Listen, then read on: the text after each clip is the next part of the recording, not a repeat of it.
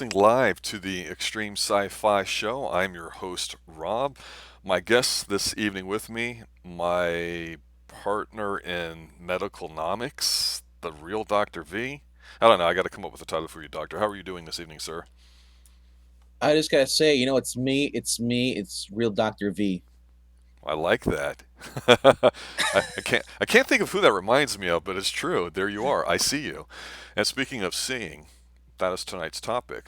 It's a movie that came out today in 1988. That would be 12 plus 19, 31 years ago, called They Live by He Who Shall Not Be Named, Mr. John Carpenter, starring Roderick Piper.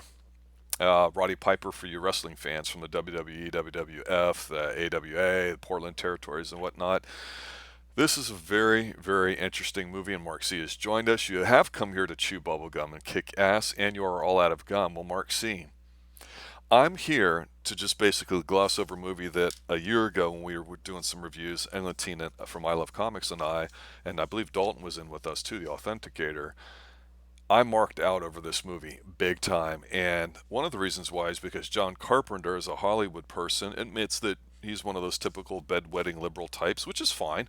That's his leanings and his beliefs. Not everybody shares the same, and here on the Extreme Movie Show, we try to stay political free and everything else as much as we can. However, this movie supposedly is completely anti-capitalist, and I'm going to show with some of the key scenes that are very iconic that it's really actually the opposite. It's more of a statement about how bad government is as opposed to how bad capitalism is. So those things we'll have to talk about too. So, Doctor, I know this movie came out a long time ago, and I know you had said you had seen it before. Coming away from it, seeing it when you were younger, like you were telling me off screen, what are some of the initial impressions you have about this film? Well, this movie, first of all, it's the first movie I ever saw anything with Roddy Piper before I got into wrestling. So you never So, saw Hell Comes to Frogtown? no, Okay. no. So did knowing But Roddy Piper make it a good movie for you, or worse, or different, or what? no, I thought he did without even knowing he was a wrestler at the time because this movie came out when I was 3 years old.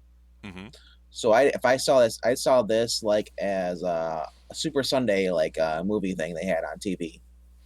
So I don't know if it was heavily edited or what, but there was still swearing in it though. I don't, but then again, this movie wasn't really that violent. Or they had to heavily cut it so for Yeah, it's TV. not But too violent. It's not too dirty. I no, think it's more dark. I don't know if it's the right word. I think it's got more of a serious tone to it all the way through, and I think that's one of the positives is that this is the kind of movie that, due to the really slow blues riff at the beginning, that is the main theme throughout this movie. The tone just stays one way. I think some people don't like it because they want to have an action sequence, a romance sequence, all these kinds of things. And I think the deliberate nature of the way this film is shot, slow and steady, with really long shots and a few things in there, and actually not a lot of dialogue in it, really adds to it. And I think that's really what John Carpenter was aiming for, just to try to show what normalcy, complacency, what the average American life was back in the 80s. So growing up in the 80s, we've talked about before, Anglantine and I, about how there was definitely an air of optimism about you could go out and get a job. I distinctly recall being 14 years old, going into grocery stores and different places looking for jobs, and you could almost get a job, and they're like, oh, come back when you're 15. I mean, you could go walk somewhere and get a job in the same day. That's how optimistic people were about the economy for a while in the 80s. Um, I would just say that was something growing up. Some people may disagree, but I think Emmeline and I, our experience doing door-to-door things as kids and getting jobs back then just was really, really positive. And at the time, in this movie, having a middle class comfortable life is really what Carpenter's trying to make fun of. So you had mentioned before that you really didn't know who Roddy Piper was when you saw this. Were you aware of John Carpenter or not? Like, did you compare it to it, or was this just a movie all well, on its own for you? when I watched this, I was probably like wasn't until like the mid 90s. Hmm. So I wasn't really allowed to watch radar movies and stuff at that time until I was like 17, 16, 17. I'd sneak, but Hmm. so I didn't really watch a lot of stuff. I knew who John Carpenter was because the movie The Thing, because I love Kurt Russell. Kurt Russell was a great character. I watched Escape to New York and stuff. So I was looking at other movies, and then I saw this. Is like I was like, wow, this is like really weird because like this is like totally different from anything I've seen from John Carpenter. Right, right. This is more like a PG compared to his stuff.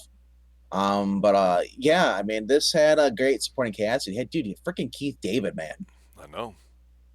He's the man's everywhere with John Carpenter. I mean, he's been around.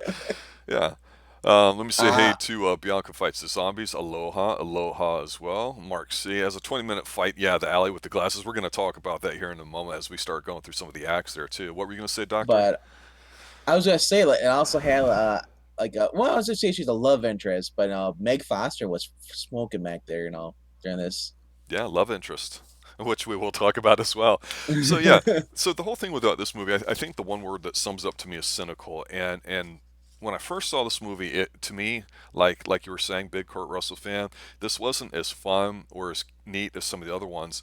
But I distinctly remember my brother at the time. At the time, he's still my brother. My brother back then, I had heard about it, didn't realize it was a John Carpenter film, wasn't making these connections, and my brother said, "Hey, you've got to see this movie with Roddy Piper in it." I'm like, well, yeah, I was planning on it. Well, what are you talking about? He goes, I just saw it, and all I'm gonna say is, the dude puts on glasses and weird things happen. I'm like, okay, Yeah, it had this. I got that wasn't dystopian, but it was like it had that feeling to like I had to just come off watching that comet movie, the one where the with the zombies. Night of the Comet.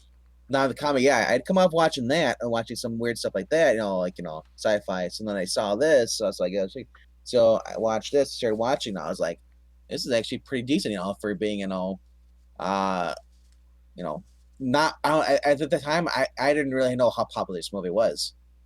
I figured it was like a B movie Yeah, the and I think a most. lot of people treat it that way because it's not a fun movie. And the older I've gotten and the more I've watched it getting older, I like it better than what I did when I first watched it. And a part of it has to do with the adult themes that, as a younger person, not having gone through as many life experiences, obviously, now that with my being older, it really, you can really appreciate some of the things that are in there. So we'll talk about the movie and we'll put all those things in perspective. It starts off with this drifter walking through town, and it's Los Angeles. His name's John Nada, which of course means nothing. He's the Joe Everyman. He's nobody. He is part of the unwashed masses, as some wrestlers might say. He's just your average, everyday, supposedly blue collar person that you just don't think about. The people that would go out and vote, work, come home, everything else. And he's looking for a job. He's down on his luck. What's interesting to me is right off the bat, there's a scene where he walks in to where there's a skyscraper, some building being built, and he speaks to the main person who's in charge and says, "Excuse me, I'm looking for a job. I've got my own tools," which is a big deal. And the guy wants to hire him. He's like, "Well, this is a union job," with the implication being that, hey, I really can't bring you on regularly because you're not a part of a union. And of course, the cynical scene is where it cuts over to a bunch of people just kind of standing around laughing, mucking it up, probably on one of their 14,000 15-minute breaks.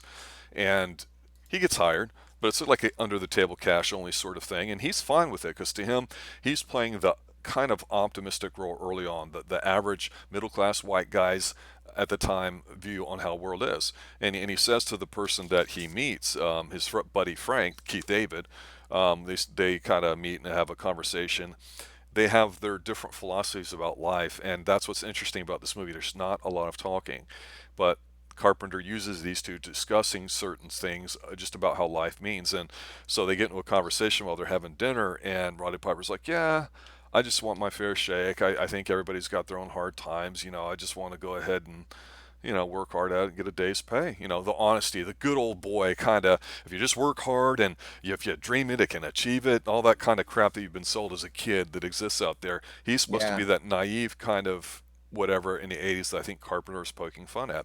And then Keith Davids basically goes, I don't want to say bitter because it sounds like he's being negative. When I was younger, I thought he was being really nasty and negative, but he's taking the other approach. He's like, no, it's tough out there. Everybody's out to get you on the starting line. You got to step on other people to get ahead. And you could argue whether that's supposed to be a slap against capitalism and everything, but to not dive too deep into that, it's an interesting first part of the discussion because those two viewpoints, if you watch the rest of the movie carrying those, you would see it. But the one thing I really like about Carpenter movies is sometimes instead of a few dialogue moments that you can pick out, there's a scene early on where Roddy Piper's walking. He's walking down the street, and there's a shop there. It's got a bunch of TV sets, and you see like these really exorbitant, extravagant, capitalistic type commercials that are on there, like "Come to us and live," and the blah blah blah, and they totally overdo it. Those are kind of funny, but you see this guy standing there. And he's just watching a TV set and he's completely oblivious to it.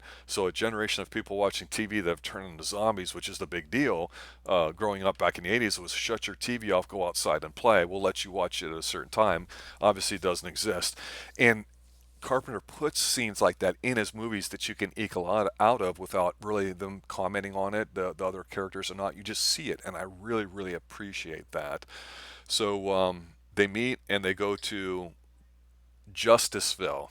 It's basically the tent camp that all the bums and people that don't have a Hmm. home stay at when they have their own kind of little community. So it's almost I don't know if I want to call it a socialist type place because they don't get too deep in there other than when they meet the lead guy and he says, "Hey, if you got tools, you'll be really helpful around here." And then they hook him up, whereas other people are just sitting around doing nothing. So you're kind of like, I wonder how this is going to go. But yeah, this is almost this first act, the first third of the movie, 30 minutes, is very deliberate, very slow, not a lot of stuff going on. Any of the scenes that people remember from it really haven't happened yet, but they'll start to pick up. So, anything about this first part that you want to comment on? I'm just saying when you're this, what we're talking offline. This whole entire movie is basically like this was a warning back then of what could happen and what's happening right now. Fear, distrust in our government. Uh, Look at everything. Like as far as propaganda is everywhere. Yeah, yeah, Yeah. So like I mean, you almost need like those special sunglasses to see through all the bullshit that's going on today. We're living in this movie, except there's no aliens. It's just that it's other humans that are basically taking over our lives. yeah. And I like the metaphor too. Somebody that's of the older generation that grew up going to the seeing a lot of westerns. Carpenter's a big fan of them, and he uses those elements in his movies. He always talked about how working with small budgets and stuff, he had to be really tight, really lean, would do his own music. It's definitely his vision.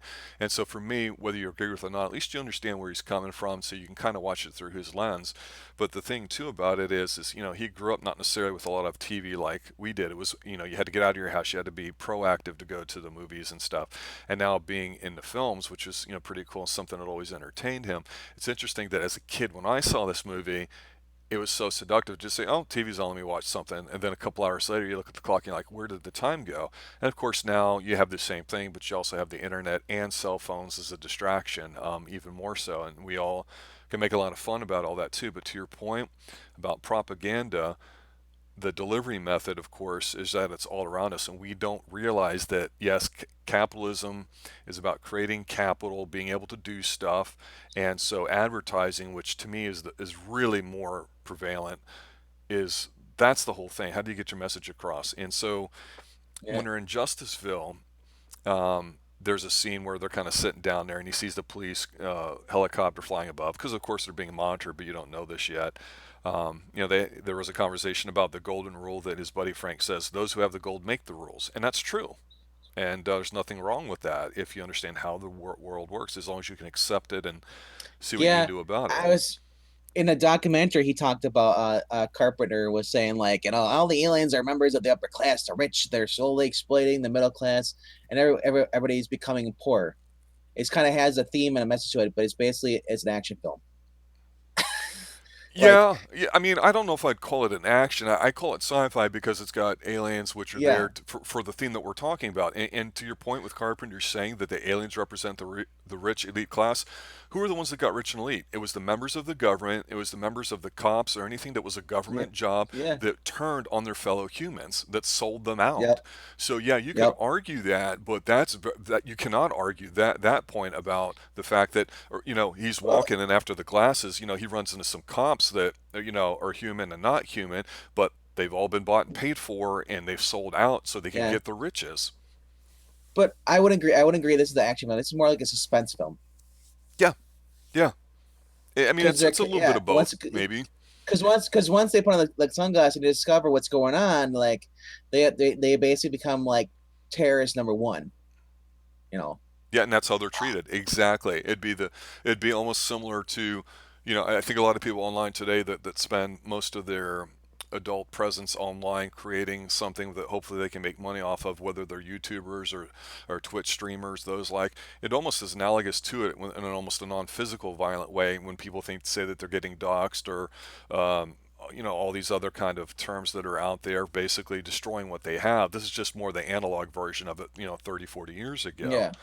So when he's sitting there in a camp, he sees at TV, he's whatever's on. Everyone's kind of half hypnotized by it. And this to me was such a cool scene. I thought this kind of stuff was awesome back in the day. You see this older scientist-looking guy coming on or talking about, you know, how they've trapped our consciousness and da da da, and he really reads this little slow bit that's fading in and out of basically what's going on here, and then a little bit later he notices that the lead guy of the camp and this blind preacher that he had passed by earlier that the cops were keeping an eye on, they're walking across the street to the church. So like the next day or so, he hears church music and he just goes over to check things out. Nobody's in there. He kind of stumbles into a box of Yeah. glasses that he just kind of hides or whatever. And a little bit later, all of a sudden, the camp gets raided. Well, how did it get raided? Did the cops pick that particular time? Did somebody tip them off? We don't know. So that Yeah. happens. You were It's what's that? you had mentioned to me that that you'd heard that this basically or which you thought this movie basically was like left wingers rallying against capitalism, and it's kind of not as you go through this movie you discover that it's just more than that. Yeah. It could be taken about anything. It could be the right against the left. As capitalism being taken over basically like you could rule it basically like Orson Welles like 1984. You could be like communism taking over. With Well, this message. yeah. You don't. It's all subjective. Which whatever you want to believe, that's what you're seeing. You know. Yeah, and I think too, it's hard to frame it in the fact that California, as big as California is, and everyone always talks about how it's a completely blue state and people are leaving, meaning mostly Democrats and liberals are there. Liberal Hmm. for most people back in the day, it was more about social issues as opposed to Yeah. government being a provider. Where, of course, after a couple generations of certain things, that's what a lot of people think it is. And again, trying to stay a little apolitical here. The fact is Yeah. it was still a Republican state, California, for quite some time. I mean, Reagan did govern it, and then he did become president and was president here in the second term. And his second term was a complete landslide. I mean, just massive. That's how everybody was feeling good about the United States Hmm. back then. And a lot of it had to do with their ability to go get a job because nobody cared what you did on your own personal time, private lives, or that. And that's where you get into the Yeah. libertarian thing, which is a little bit of liberal values, but a lot of people Yeah. come to libertarianism later in life if they come to it at all. Certainly not early. People. Well, yeah. Anybody loves low taxes and more spending money. You Yeah, know. so you see some people that get compromised, and in here, that's kind of something that Roddy Piper's character John Nada doesn't seem to get. So I'm not saying he's dumb, but he's certainly not smart. He's just an average simpleton. IQ of 100. That means half the people are smarter than you, and half the people are dumber than you. You're just average.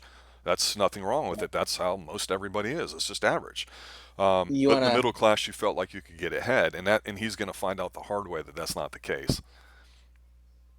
Did you want to talk about the bank scene? Yeah, we're getting up to that. I just wanted to say that after he stumbles into these glasses, Ray Bans, as I like to call them, because that was a big thing with Tom Cruise and Miami Vice, everywhere, aviators and oh, whatnot. oh yeah, risky business. Yes, Same that thing. too. Good call. After the place gets raided, he kind of gets out and he's on his own, and he lost his job, and he puts these glasses on. He's coming out of like an alleyway, and everything's looked like it's in black and white.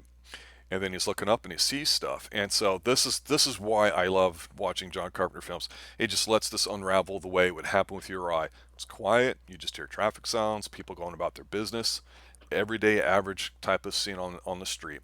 He puts them on and he sees stuff, and he sees some guy buying something at a newsstand, and he puts them on and he takes them off, and It's saying stuff like obey, marry, and reproduce, all the messages that the media tries to give you so you would stay compliant, which for a lot of people means honestly being in debt. Marry and reproduce is another one. There's all these things, and he doesn't know what the hell's going on. He's freaking out. He sees him in the grocery store. He starts bad mouthing a lady, and then, of course, the lady, when she talks into her watch and says, "I've got one who can see." You're like, "Uh oh, it's on now," and he ends up with these two cops that are bad cops, overpowering him, takes the shotgun. And this is one of the first memorable scenes that we all know about, is where he walks in, and I believe he was unscripted. He says, "I've come here to chew bubble gum and kick ass, and I'm all out of gum." And there's little signs in the bank there too that says, "Listen to authority." I mean, so it just it's simple and it's effective in the black and white with the messages and the aliens. It's really neat. It's just awesome to see. I wouldn't say they're hardcore great special effects, but they're still good enough where they hold up today. We don't look at it and go, "Oh, that's really really awful, horrible." It still works. So, what did you Well, want to say about the bank scene? I want to say this is like, now anybody else sees you'd see this movie now and be like, it'd be triggering, like, it's a white man going in and shooting people, it's horrible, he's a terrorist. In this movie, they show exactly, he's got the sunglasses on, he sees the cop's an alien, shoots him with the shotgun. Then he shoots, there's a guy running away, I don't know if he's a bank manager or what, but he's an alien, shoots him with the shotgun. Yeah, He's like, he's just blowing people away with the shotgun. And like, this is actually pretty great. It's like, uh, but yeah, I can see why this is a very controversial movie if it were to be made today. I yeah, would say, because hmm um, obviously it probably. I mean, I'm a I don't want to say that it would be anti-Trump, but I mean, like, it is a good chance it could be, with something how Hollywood is basically, like, they're never Trumpers. But right, no, it's still, I like this movie. This effect, it's like, it's a suspense movie. It's a guy taking on the system. yeah. He finds out to be corrupt. And you know damn well he's got no chance in this. It's like, and I don't expect this to have a happy ending. Because Yeah, where exactly. this, As soon as he pulls the trigger, you're like, okay, he may be doing quote unquote the right thing and playing quote, air quotes here, by the golden rule and everything else there too, and all the way that he's been brought up. But now all of a sudden his worldview as a working adult has been challenged, and now he's doing something yeah. different and he's acting, and it's going to have repercussions. You go up against the system, you lose every time. And you ask yourself the question: if this happened to you, would you have the stones to do this? What he's doing, or would you comply? Exactly. And the fact that he's not complying to me is another argument in favor of the fact that when a system's corrupt, if you get the awareness that it is, you can do something about it. Now, whether the something you do is controversial, violent, whatever, that's up to you. That's why there's, I think now with the quick access to a lot of immediate information that's out there, whereas before it was only contained in certain places. I think that's pretty interesting because there's a heavy emphasis in some circles about what they call FIRE, which is like financial independence, retirement extreme. It's basically about being a minimalist, roughly being debt free, how to go about achieving those steps, how to live your life in a way that's totally different than what society expects of you, where you were told before, well, you'll meet a nice girl or boy and you'll get married and you'll have 2.3 kids, be the nuclear family as they called it, and we live happily ever after with a white picket fence. And then of course nobody tells you that, hey, as soon as you say I do, and you've gone down to the courthouse and signed your papers, that, hey, guess what, you have a contract with the state that says this and that. So now you have a lot of issues with people in divorce and the legal implications of it. Why do they need to know what we do? And then a lot of people don't even question all these societal norms, but because you're so used to it being passed down to you from the previous generation, that you just take it at face value because that's all your parents or your role figures back in the day knew. And so that's all they knew what to communicate to you. So it's kind of like the coach in sports that would tell you, hey, you got to play harder. That's great, coach. Tell me how the hell to do it. And how do you know whether or not the hell I'm doing it? Because specific feedback is often, not given in sports. And I hate it when we say, well, we just got to try a little bit harder. We got to give it 110%. Tell me how to do it. Let me know that it's working. Give me feedback. And in life, you don't really have a chance to do that until you make mistakes. And in today's world, one little tweet from 5 years ago, 10 years ago that somebody intentionally misrepresents or not can come back to haunt you. And it's just everybody gets so triggered and sensitive, no pun intended. And, we're halfway through the movie. He's just now got the glasses. He's now on this totally different path here. We don't know where it's going to lead, but he abducts a ginger in her beamer and takes her up to the Hollywood Hills. And he tries to explain to her what goes on, and she seems to be somewhat accommodating to listening until she whacks him on the head and he rolls down the hill. And you're like, we know she's the quote unquote love interest or the female love interest, but we say love interest in movies. Yeah, you mentioned her earlier offline. What did you want to say about her character, Holly? Her character, yeah, well, that was Meg Foster, I believe is what her name was back in the day. Dude, her character was important to this movie. When you first see this movie, you're like, okay, this is she's like, this is a cute girl, either she's gonna be a supporting character, interest, and like she's not who you think she is. Correct. And also, this movie I think would have suffered if it actually had a legitimate romantic angle. Here, the two Uh, guys are basically moved away from their she, families to have a she job to provide. So I'm glad there was no romance or sexy yeah, stuff. she was the one. She's the basically the person who takes advantage of the situation and just supports herself. Screw everybody else, make myself rich. She knew what was going on and she allowed it to happen, and yeah, she made it work to her advantage. It's some may argue that's an allegory that's supposedly very feminist and pro-woman, in that she's trying to fight to get through the glass ceiling at the TV station, the news station that she works at. She's dressed very professionally, very classy looking. She has a very professional look about her. She's not, tatted up. She's not, pierced. She's not anything like that. She's got a very professional executive look to her, no cleavage showing, anything else like that, which you almost don't see at all today, even on regular TV now. With when you watch your local newscasters and whatnot, you see tons of Botox and sexy dresses as opposed to a professional look. And some would argue about whether that's appropriate or not to discuss. I would say the image was a huge deal back in the 70s and 80s as things, were picking up at least a little bit, and a lot more women were entering the workforce. And I gotta say though, I love the fact that this idea though they took like the rich elites, the one because and well it was always a common trait, that if you're rich, you're greedy, so you're ugly, and that works well with the skeleton faces. That's when they're ugly. It shows on the outside. They hide it deep down, and Mm. I love how they expose all this crap, and there's my favorite. You want part mine is at the very end is right though. Well, we'll get You can there. show We're them, not there yet. Let's just try to go in order a little bit. Well, no, I mean, because your but your point here, I mean, we could talk about a lot of scenes here, but we're getting up to another really big scene where, of course, he's lost his job, and he goes to meet Frank or whatever, and Frank's all pissed at him or whatever because of what's going on and stuff. But he's like, I got something I got to show you, and he wants to show him the glasses because he's the only person he's really made a connection with.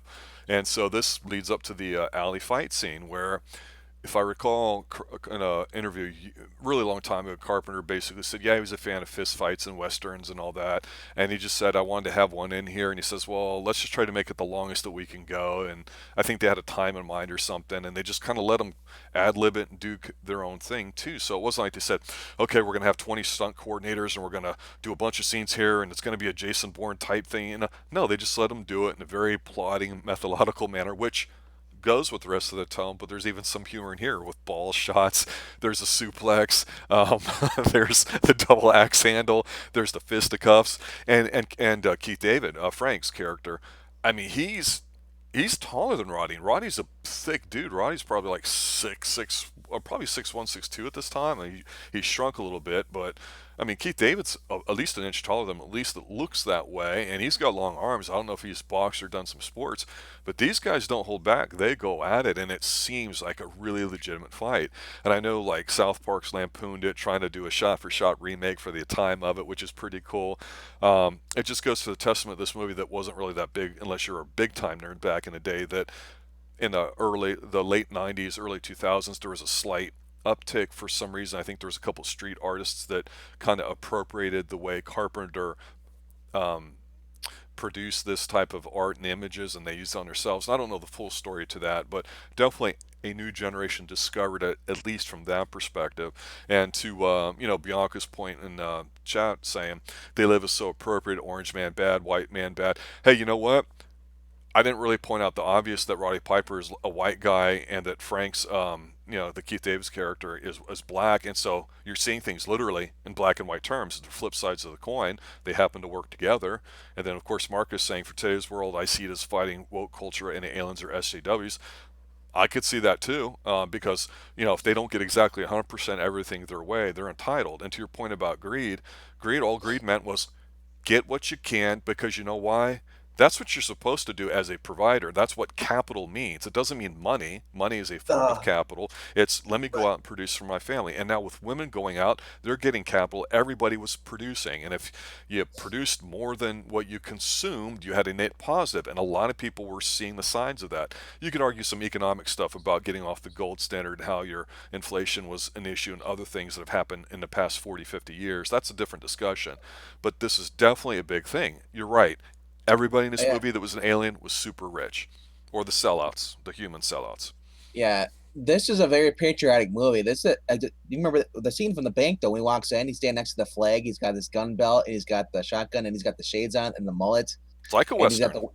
the blue collar, dude. He's got the blue collar flannel with the Couldn't you see Chuck jeans. Norris doing that almost? I mean, that's Dude, what it he reminded almost me of. dude. That's like reminds me of Invasion USA. Exactly, exactly. That's something I have to look into. Was John Carpenter ever influenced by patriotism like that, or was he trying to really stuff it down? Because I don't think they're America haters, but I think when you're that young, like Stephen King back in the day growing up, you had a certain view on what America meant, and that's why Stephen King does such a great I job think writing about small towns, which, yeah, you know, I don't think he was anti-American. I think what it was, he's writing, he wanted to be different. yeah, He because perhaps. everything went back there was like everybody was like pro-American stuff. He just wanted to be different. So he figured shock and awe and do a story. I could get money off this, and it worked out for him. You Well, know, this scene where the big fight scene or whatever, finally he's able to get the glasses on Frank, and Frank sees what's going on, and he responds appropriately. He's freaking out like, "What the hell?" And then this is one of the best lines in the movie too, because earlier on when they're talking and having a big life discussion, Roddy has a great line. He's like, driving in the middle of the road's like the worst place to be, because you can get it from both sides. In other words, there's a line in the sand. Either you're with me or you're against me, sort of thing. Don't try to play both sides, which is legitimate. That's what's happening in this movie. You pick a side, and whatever happens, happens. And then, of course, that was a big thing with a lot of stuff in the 80s. You're either on this side or you're not on that side. Before, it was kind of like, some things were more important. You could kind of do a little bit of both, but nah, not with Carpenter, not in this movie. And then the second line here in the alleyway, he's kind of got his arm around him and he's supporting him, and Keith's looking around at everything. Frank, he says, "Brother, life's a bitch and she's back in heat." Meaning it's on. Now you know what's up. So they go to this area, to this hideout that Frank and them know, and it's actually a backup place of Justiceville that got destroyed, and they see the lead guy that was in there and somebody else too, and they get all geared up and they re-meet Holly, who actually isn't in with them, and you're like, oh, I get it. She wasn't sure what was going on with this guy, so she had to play it safe. So that's the cover for how she looks. But if you notice, one, she's a woman, so you got to distrust her automatically. And then two, she's got those albino looking eyes feature, which of course directly makes you think of what the aliens are. Is she an alien or is she not? Because she talks slower than anybody. And it's very deliberate. She's almost like an alien in the way she acts, but she's very firm. She's very precise. She actually does a very good job of being believable in her character. But of course, the place gets raided again, and you're like, "How the hell?" There's this big shootout through an alleyway. They teleport through one of the watches because that's a little device you see. And then this is where it starts getting nuts in the last act. And you were wanting to say something about this last act, so go ahead. oh yeah, when I believe at the end, so it's been a while since I watched this, but I remember I think Keith David is the one that gets shot, and she shoots him Hmm. in the radio the television station, and then John Carpenter or not sorry not John Carpenter the Roddy Piper goes up to the rooftop. Yeah, they know that Yeah, they know that the satellite is broadcasting the signal, and if they can break this special device basically. It'll interrupt the feed that they can go live, and then everybody will see all the masks of the aliens. So it's really about awareness. And they're trying to make people aware if they can just do this one act. So it's Well, apropos that they're going through a television studio, fighting their way through the top. To your point, yes, and they knew it was a suicide the mission because they know that everybody's all these corrupt well the alien cops plus normal cops were coming to get them too. yeah. And they didn't have a lot So of guns, they didn't have a lot of ammo, so they're just trying to get there as soon as possible. Yeah, and they get to the top, and Frank gets shot by Holly, and you're like, ah, ha, ha, didn't see that one coming, Holly. Ha, ha, ha. Yeah, whatever. But she does have a great line. I got to give her credit because Roddy sees the device, and he's aiming his gun, and he's like, F it, and he's gonna shoot it. And he's like, Holly, Frank, you okay? And she goes, I am. So he like I think sneaks the gun out of his sleeve because she's making him drop his main gun, and he shoots her and all that, and he's laying on the ground and he shoots the device, but then he's looking up and all the cops are shooting him. Um, and this is such a great scene and a great kind of comedy way to end it. That the sarcasm, he shots and he dies, but you see his bird finger going up like F you, like F the not F the police, but just the whole system. Like I did it. yeah, I paid the ultimate price, but damn it, I did it. So you figure he got some satisfaction. He got an opportunity, he made the most of it. Bitter, cynical Frank, you could argue you could argue say I he wanted didn't to deserve it either. I would have loved to see an aftermath of this more of it because you see at the very end like all the satellite goes down, the girl's having sex with the guy, and it turns out to be a freaking alien, and she's like, what the heck? Same with the guy in the bar, and all they're all exposed now. I wanted to see more of like what happens. Like I want to see a part two if there's a revolution or what. You know, was there really more humans than these aliens, or was there less humans than aliens? That's all I want to know. Well, Bianca, I'm Rob. I'm just so you know because you're asking in chat there. Dr. V, the real Dr. V. We call him a lot of different things around here. He's a very frequent guest. We do a couple different streams. We do this science fiction one, we do a horror one, we do Kicking It, which is an action one that we've done a lot of. With Eglinton from I Love Comics, he and I founded this a few months back. We do what we call an Xtreme movie show that we do movie reviews and such, and we're just kind of feeling our way through some stuff as we grow our audience. But we'll do watch longs, commentaries, like top 10 lists. He will be on later tonight doing a top 10 list with me. If he's got some family issues he's dealing with, so that we may have to pass tonight, but we'll see what happens. But yeah, we do have fun with this. I know Dalton, the Authenticators, come on once or twice, but we just like to have fun discussing some of these things, and that's first and foremost too. And if there's an audience for it, we're going to keep talking about it. Mark C's been new, Bianca's new, a bunch of others starting to pop up. So really appreciate the fact that people are showing up. Now, the funny part here at the end is he's dead. Everybody's dead except her. Um, and then, of course, you just got like this 1 minute little not monologue, but this ending scene where the mask has been lifted, so to speak. So now all the aliens are revealed. So it's basically looking behind, um, the what's the expression with Wizard of Oz, pulling behind the man behind the curtain. It's kind of like that where Yeah, you see what's going on. It's all exposed. You don't see the fallout for it, which I agree to you would be interesting, but I think that's kind of the whole point. Carpenter just wanted to show the system. You see where like this guy's at a bar and he's an alien. He's just having a drink, watching a game or TV or something. Everybody's looking at him. He doesn't realize everybody sees him. And then a couple of the people in all these stupid, dumb commercials that you get glimpses of during the day, they're like all aliens. The TV people are aliens. There's a scene there too where a lady's she's having relations with her man on the bed, and you just see her from the top up, and she's just kind of slowly going about her business, enjoying it. And then she looks down and she freaks out, and you're like, oh, what's she freaking out? And you look down, and it's the very last scene where the guy's an alien, and he like raises his head and he looks around and he goes, hey, come on, baby, what's wrong? And it's just, I don't know, kind of funny. Like nothing should be wrong. We're here doing our thing, but when you see something, you can't unsee it. And that awareness with this movie, I think, is very vital for a lot of people in their lives. And that's where I think we, as consumers of information in the media age that we like to discuss, we talk about it. And I know with E on his channel and all the channels you've been on, Doctor, that that's kind of the big thing. We just want to talk about something from a perspective. We're not sitting here trying to get mad about stuff and get involved in a bunch of drama. It's the fact that there's enough entertainment out there, whether it's older stuff, newer stuff, that we like to point out that's good. But ultimately, as a millennial, I always joke with you that stuff was better in the 80s. Let's talk about stuff now and then and compare it. But, you know, to me, this is a great movie. It's a hidden gem of Carpenter's. Not a lot of people talk about it, um, but it's all about the message. And if that's not your thing, you might not like it. But I will tell you, I think the biggest strength of this movie is it was way ahead of its time. It was a message that needed to be told, and it was, and it, just the way that it was done. That's why I say sometimes science fiction is the best vehicle for these issues if done right, and thankfully this one was. What kind of thoughts do you have, sir? Well, here's some interesting facts, and if you didn't know it, but if you didn't notice those, unless you really looked, they reused pops from other movies. Yep. Oh, most everybody in Carpenter's movies get reused. Absolutely, they do. You look at the end, the aliens are holding these strange devices that use communicators, and you know what they were?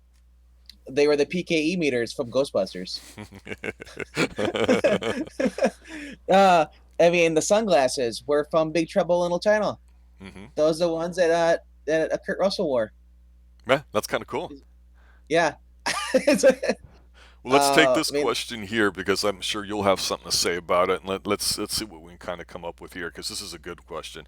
Johnny in channel's asking if you had to cast a remake, who would you cast? So let me go first it's by throwing some questions. Roddy Piper was a professional wrestler, as most people may know. Some may not. And he was kind of unknown at the time doing this. He had been around a long time in territories, and this was before things were WCW versus WWF. Okay, so I knew who he was. You didn't, but you know, he's somebody that's kind of cynical, can think off the cuff, and he's a big jockey, kind of rugged Westerner kind of looking kind of guy. So physically, who could we get to cast somebody like that? I'm not for sure off the top of for, my head. Not one for of a these blue little, collar. Oh man, yeah, blue collar. He gives you that. Maybe Scott Eastwood. I don't Scotty know. size. I don't know. Maybe maybe I would say maybe more like Tom Hardy though.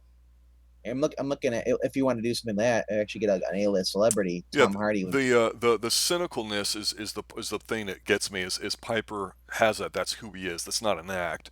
And the thinking off No. the cuff in a weird way where he gets really intense. That's the thing that throws me. So who would you have as Keith David's character Harry, as his buddy that plays not cynical, but he Oh plays the man. other side of the coin? It's tough. It's tough. Kenny Omega. No, because Kenny Omega would have a spasm and walk around and bump into walls 40 times and not do anything. He'd be too busy looking out for. He'd be too busy watching out for Jericho or Dean Ambrose. Man, get ready to no No. no yeah. I mean, like when I look at these movies, like there if you want to recast this, it's hard to recast anybody now because everybody a lot of the actors now suck. I mean, you don't get like everybody who I'd John want to choose Cena. this role. You know who I'd love to have this role Who? if it was recast back in the early '90s? Mel Gibson. He was great at the conspiracy stuff like this. Mel Gibson's not a big guy, but he's kind of yoked a little bit, and he definitely can put some weight on. He's got that rugged kind of look, so it'd have to be somebody like that. Um, Yeah, I think part of the attraction of this movie, though, is that it's one of the movies that Carpenter is able to kind of put together on a very small budget, and the professionalism a lot of the bit actors and the people that they've worked with before have an instant chemistry. Sometimes the best compliment you can have, I think, as an actor or as a stage person, is to be invisible. You come and you do your role. You don't screw it up. It allows other people to do their things. And here, I think it's quite clear that Carpenter just wanted to make the movie about the relationship these two guys have, exploring those two different viewpoints and just putting in a few key scenes. And the stuff that we think is humor early on, of course, is kind of like lightly cynical, but it stays through the entire movie. So that's tough. you know. Do you know if they gender they this if they did this movie, they did most likely they gender flip with the character. The main character would be a woman.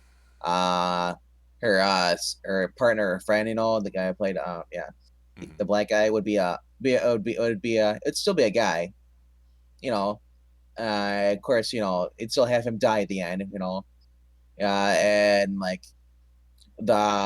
Megan Foster's character would be a guy, and the guy would be betray her because he'd be like the guy from what's it called, Die Hard.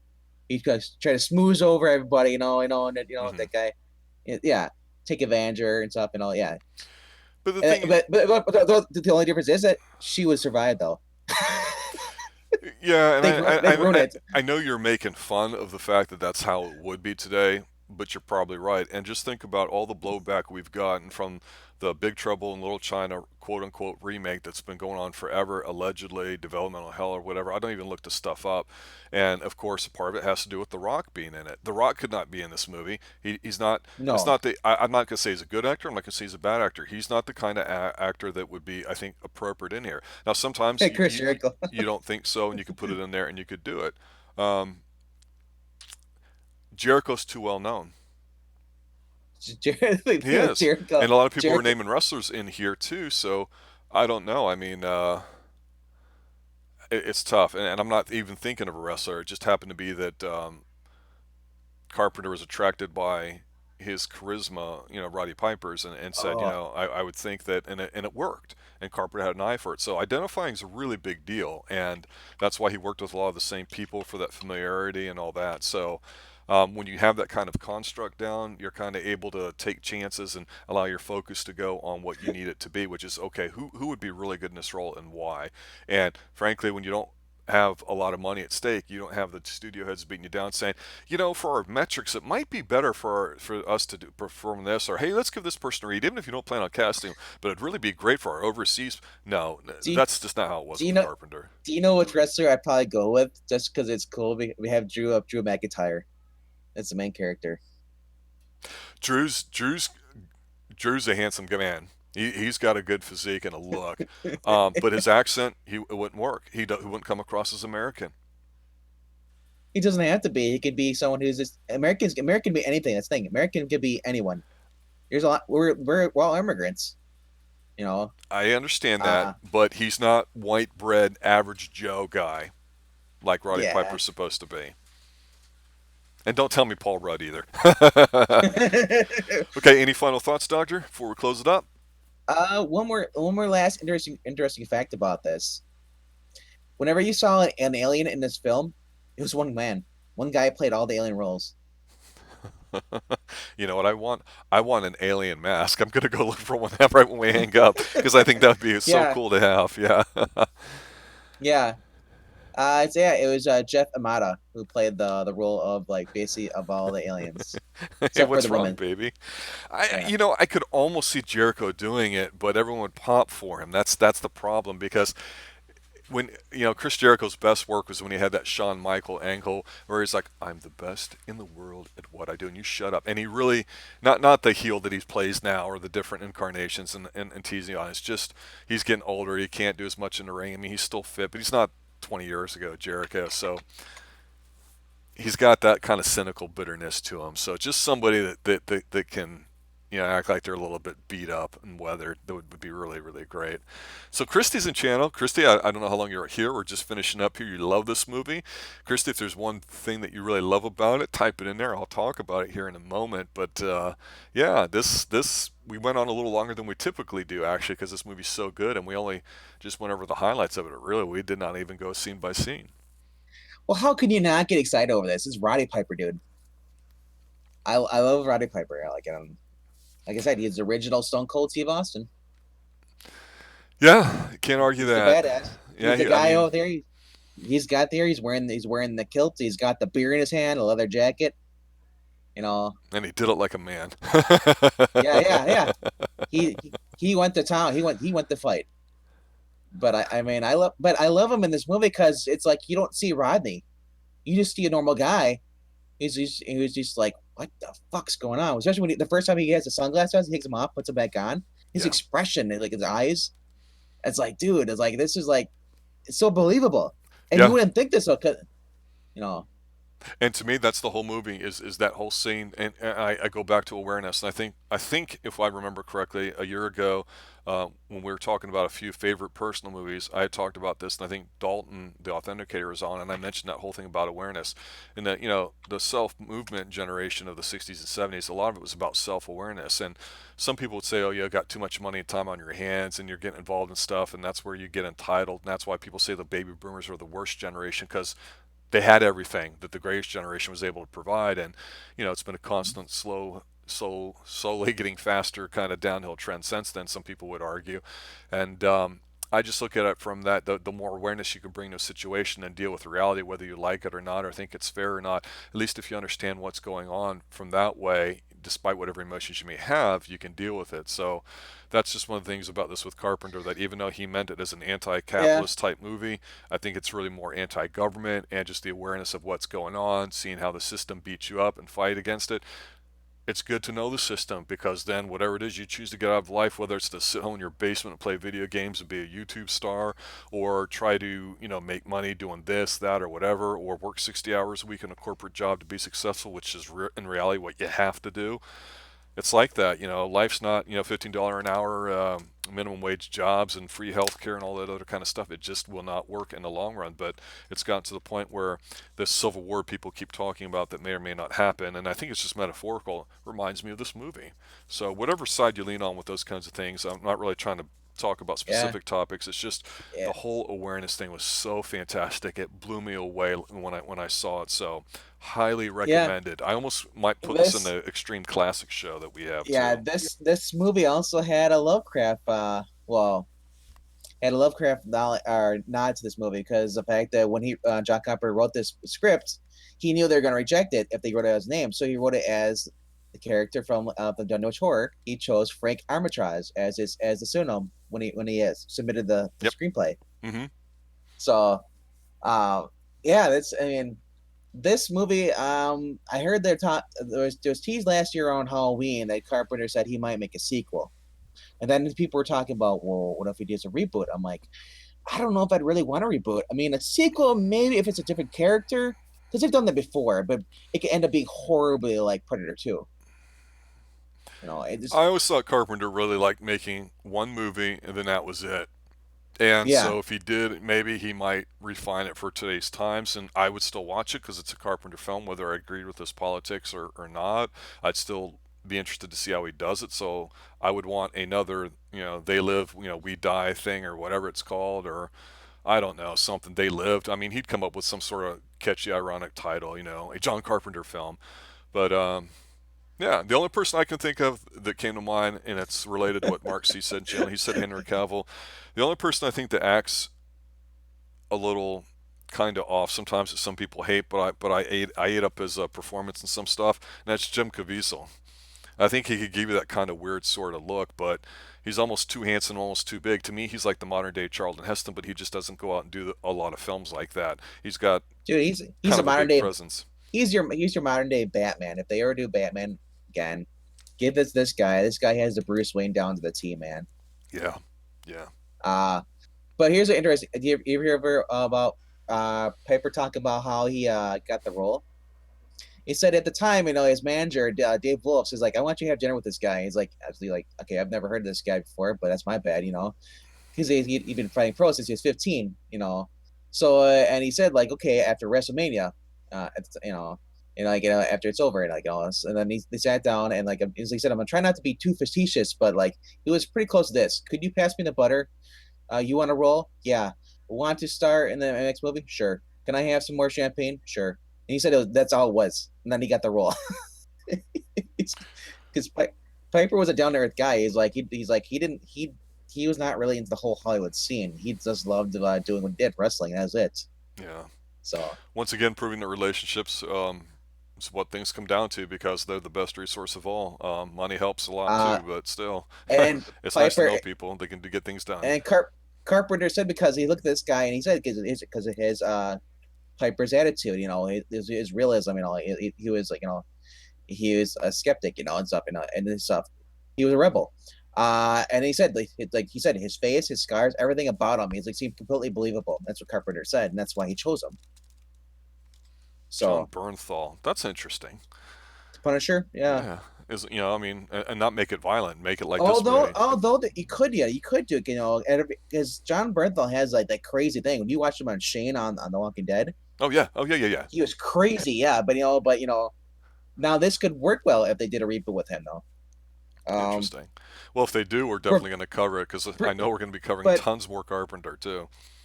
if I wouldn't want Bruce Campbell to do this because he turned it No. into a comedy. No. He's already done No. a He movie did that. called Alien Invasion. He'd walk around in his Elvis suit and call himself Bubba Hotep now. All right, for the doctor, final diagnosis of the movie before we go. Go pick up some sweet shades, man. You never know what you might see. Nice. Thank you guys for showing up. It was a fun show tonight. We went kind of long. I really liked it a lot. Eric, I saw that you hate lower taxes. Well, you can always write that check to the IRS, but they won't probably accept it. You have to put it on the form. So just think about it that way. Yeah, they live, we die, we breathe. Who Oh, knows? I, Fantastic dude, film. What? I read that wrong. Now I go back. I thought he said I hate Lower Texas. I was like, man. I didn't want to make a comment on it. I was like, wow, that's Red River horrible. Shootout. All right, for the doctor, for me, for Mr. E, who's here in spirit. I'd like to say thanks for showing up, guys. Smash if you're if you live. Smash that like button, those comments, all that crap he likes to say that I don't. Have a good night and stay And extreme. yeah, yeah, and obey the subliminal messages and click like. Like the Megadeth at the end of the last song. Obey. Toodles. Cheers, guys.